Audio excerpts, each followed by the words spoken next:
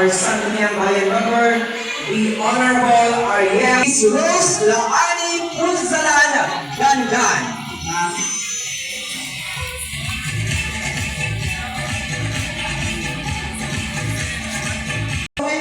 Gilion, Honorable Giancarlo P. Cristobal, and also my courtesy sa ating mga magigiting na district supervisors. We have Sir male and female category. Being a former teacher, no?